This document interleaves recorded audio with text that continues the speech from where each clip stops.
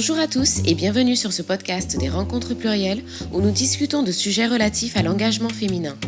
Je suis Vanessa Bonnard et aujourd'hui nous allons parler de cinéma. Nous sommes en compagnie de Matamba Kambila, cinéaste gabonaise. Elle a fait sortir son premier film en 2014. Ses films font le tour des festivals et ont reçu plusieurs prix en Afrique et en Europe. Bonjour Matamba. Bonjour Vanessa.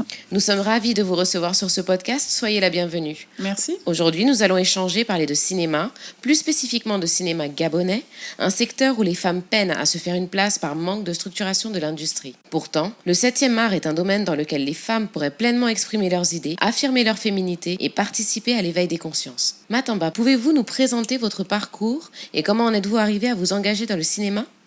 J'ai une formation de management des métiers du design et de la mode et j'ai donc travaillé dans ce domaine de la mode pendant de nombreuses années jusqu'à ce que j'atteigne ce qu'on peut appeler un plafond de verre où je ne voyais plus vraiment comment j'allais avancer dans cette carrière. Donc je réfléchis à ce qui me donnera envie de me lever tous les matins et c'est le cinéma qui m'est venu. Donc j'ai commencé vraiment à étudier par moi-même il y a un peu plus de 10 ans.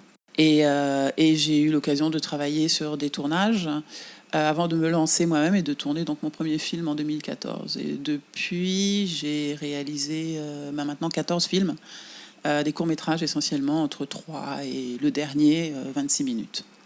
Comment vivez-vous votre engagement au quotidien ? Alors là, c'est très difficile.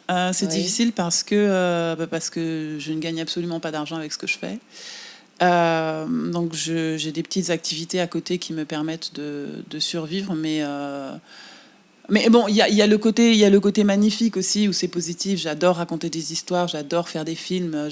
C'est vraiment une passion qui me consume et j'y dédie le plus de temps possible. Mais c'est vrai que là, au jour d'aujourd'hui où je parle avec toi, je remets tout ça en question parce que ce n'est pas un modèle qui me permet d'être indépendante et autonome en fait. Est-ce que tu peux nous en dire plus ?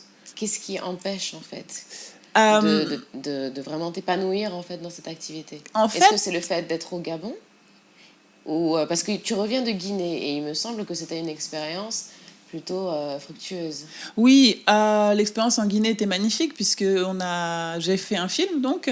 Il faut savoir que c'est difficile de faire des films parce que faire un film c'est toute une équipe technique. Oui. C'est donc des moyens qu'il faut qu'ils soient mis en place pour rémunérer tout le monde, pour gérer tout le monde pendant un certain temps. Oui. Et il faut aussi une volonté pour faire des films. Et puis après, il faut aussi assurer la distribution de ces films parce que c'est bien beau de faire des films, mais si c'est pour qu'ils restent dans des tiroirs, ça n'a aucun intérêt. Les films, il faut qu'ils soient montrés. Donc, je suis allée en Guinée le mois dernier, donc en résidence.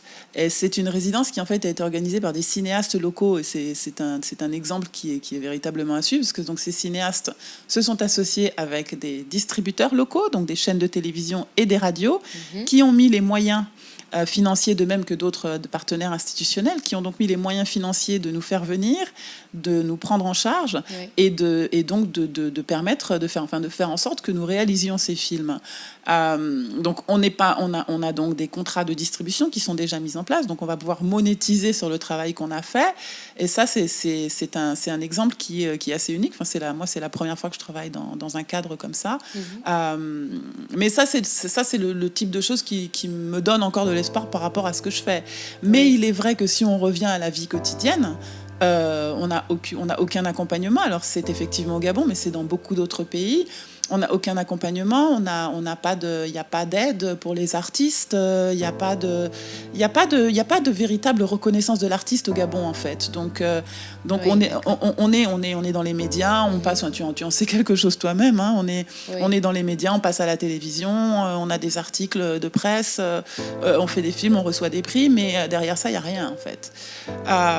Donc là j'en suis vraiment à me poser la question et à très sérieusement envisager de mettre le cinéma de côté, de le faire peut-être comme un hobby. Selon toi, quelles auraient été les solutions à apporter en local, ici au Gabon, pour te permettre de continuer à exprimer ton art ? C'est comme dans des pays qui sont structurés, comme dans certains pays africains d'ailleurs, hein, et certains pays européens, comme aux États-Unis, où il y a des fonds, il y a des fonds de financement, il y a des fonds d'accompagnement des artistes, où quand un cinéaste se lance dans un projet de film, il a ce qu'on appelle un fonds d'accompagnement qui lui permet de vivre pendant qu'il est en train de créer, puisqu'on sait qu'à la fin, il aura un produit qui sera vendu, qui sera distribué. Donc c'est ça, c'est la mise en place de fonds qui permettent d'accompagner les artistes, qui sont des fonds qui sont soit des institutions culturelles ou alors des institutions gouvernementales. Et puis après des partenaires, il peut y avoir des partenaires qui peuvent être des télévisions locales, puisqu'on a des télévisions au Gabon qui ont besoin de contenu. Je regarde les télévisions gabonaises, on leur offre du contenu à des prix tout à fait raisonnables qu'elles n'achètent pas. Donc il y a aussi cette forme d'accompagnement-là qui est des coproductions, donc des partenariats avec des télévisions locales qui aussi investissent, mettent des fonds aussi pour permettre le développement et après la production. Oui, c'est ce qui pourrait être mis en place ici pour permettre de nous accompagner. D'accord. Et quelle est la place des hommes dans tout ça ? Les hommes sont nos partenaires. Alors c'est vrai qu'il n'y a pas beaucoup de femmes dans le cinéma africain et en général. Partout où je suis allée, j'ai vu, il n'y a pas beaucoup de réalisatrices féminines par rapport, mais même pas que réalisatrices, on voit même au niveau des techniciens. C'est vrai que historiquement, tous les métiers techniques du cinéma, c'est des métiers qui sont plutôt masculins. Donc il y a beaucoup d'hommes. C'est les hommes qui, on peut dire, ont le haut du pavé. En général, les producteurs, ce sont des hommes. Les gens qui décident des financements, ce sont des hommes. À tous les niveaux. Mais je vois, comme c'est une conversation qui est récurrente et globale, la conversation de la parité, je vois vraiment des changements. J'ai vu une évolution depuis que j'ai commencé dans cette industrie qui est assez récente, parce qu'encore une fois, j'ai fait mon premier film en 2014, ma première expérience sur un plateau en 2009, donc c'est récent. Je vois un changement. Au niveau des effectifs quand on va faire des résidences ou quand on va dans les festivals ou bien quand on voit les personnes qui sont sélectionnées pour les films sélectionnés pour des prix ou je vois vraiment une augmentation dans le nombre de femmes en fait et un effort de parité en fait où je sais que certaines personnes disent que c'est ridicule qu'on mette un nombre de femmes à un nombre égal d'hommes. Ce qui compte avant tout, c'est la compétence, mais les compétences sont là. Donc je vois que ça évolue d'une façon positive, mais c'est vrai qu'il faut quand même encore jouer des coudes. Et puis c'est vrai qu'après, il y a les questions de personnalité. On sait tous comment ça peut se passer quand on a une majorité d'hommes autour de nous et qu'on essaye d'asseoir son opinion et ses idées. Oui. Et est-ce que tu penses que les hommes ont autant de mal actuellement, ou est-ce que vous êtes logés à la même enseigne ? C'est difficile de répondre. Je pense que d'une façon générale, les femmes sont toujours dans une situation qui est plus prône à la précarité que les hommes. Parce que les femmes ont beaucoup de choses à gérer. La famille, gérer un foyer. Les hommes aussi. Mais j'ai le sentiment qu'il y a une espèce de chaîne de solidarité entre les hommes qui est plus solide que celle de solidarité entre les femmes, en fait. Où les femmes, en tout cas, si je vois l'exemple du Gabon, se mettent dans des positions de rivalité où elles ne cèdent pas forcément les unes et les autres. Au contraire, se mettent plutôt des bâtons dans les roues. Et où, en fait, les hommes sont plus dans des dynamiques de frères, de solidarité masculine et avancent plus facilement, d'une certaine façon. Maintenant, quant au contexte de cette année 2020 particulièrement, je pense qu'on est un peu tous dans la même situation. Mais qu'il y a quand même encore beaucoup de marchés, si on peut dire. La façon dont les cinéastes gagnent leur vie au Gabon, c'est qu'il y en a beaucoup qui font des boulots à côté. Donc, pas seulement des films, mais qui travaillent pour du contenu commercial ou du contenu institutionnel. Et c'est vrai que ce marché-là est vraiment un marché qui est essentiellement dans les mains d'hommes, en fait. Et que pour nous, les femmes, c'est plus difficile d'y accéder parce que le réseautage, parce que les cercles, c'est des choses qui sont établies et dans lesquelles pour rentrer, ça peut être un peu compliqué. Et on compte combien de femmes cinéastes gabonaises ? Alors, de femmes qui font des films qui sont... Bon, parce que des cinéastes, il y en a. Enfin, de cinéastes, oui, il y en a. Mais après, il y a cinéastes et puis il y a des gens qui font vraiment des films. Donc, et on peut être appelé cinéaste et puis on fait un film en 20 ans. Donc Oui. voilà, pour moi, un cinéaste, c'est quelqu'un qui fait du cinéma, qui fait des films, qui en fait régulièrement et puis qui réussit à avoir son travail distribué. Oui. Là, si on doit dire vraiment ça, moi, je me mets même pas dans cette catégorie-là parce qu'en dehors des festivals, je ne vends pas mes films. Oui. Pour l'instant, en tout cas. Mais je pense que la seule, c'est Samantha Bifo, en fait, D'accord. qui vend ses films, qui est distribué, qui gagne sa vie avec ce métier. Et est-ce que depuis que tu as commencé, est-ce que tu sens que les jeunes femmes, les jeunes filles au Gabon sont intéressées par ce secteur? Oui, Oui. oui, il y a des jeunes filles qui sont intéressées. Ah oui, et puis on a eu de très très belles expériences. Quand j'ai tourné ma mini-série, j'ai une mini-série qui va bientôt finalement sortir sur Internet, parce que je n'arrive pas à la faire distribuer à la télévision, même pas à la télévision gabonaise. Donc elle va être distribuée sur Internet. C'est une mini-série qu'on a fait, on a tourné en 2017 avec des jeunes sourds gabonais. C'est une équipe toute gabonaise. Et en fait, j'ai insisté, j'ai vraiment mis un point d'honneur puisque le but de la série était de former ces jeunes sourds au métier du cinéma, Oui. j'ai aussi insisté pour qu'on ait beaucoup d'étudiants dans l'équipe.